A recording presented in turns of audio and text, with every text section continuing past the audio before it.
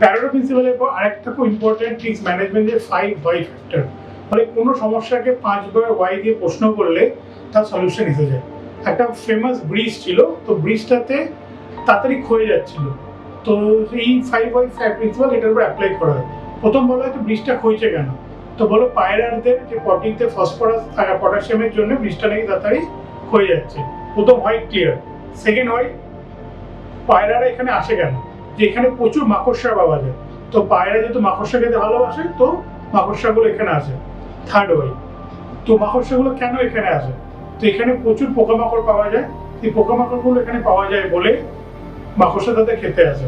Fourth Y, পোকামাকড় এখানে বেশি কেন আসে, কারণ এই ব্রিজটার আলো সন্ধ্যেবেলা সবার আগে জ্বালানো হয়, এই আলোতে দেখলে পোকামাকড় অ্যাট্রাক্ট হয়, এই জন্য ওরা ব্রিজটাতে চলে আসে। তো সলিউশন, ব্রিজটার আলো আধ ঘন্টা পর জ্বালানো হলো, পোকামাকড় কম এলো, পোকামাকড় কমাতে মাকড়সা কম এলো, মাকড়সা কমাতে পিজেন বা পায়রা কম এলো, পায়রা কমাতে পায়রার পটি কম হলো, ব্রিজটা খাওয়া কমে গেলো। এই 5 ওয়াইতে আমরা অফিস কেন লেট করি, আমাদের লাইফে যে কোনো চ্যালেঞ্জ আমরা ইজিলি ওভারকাম করতে পারি। Thank you.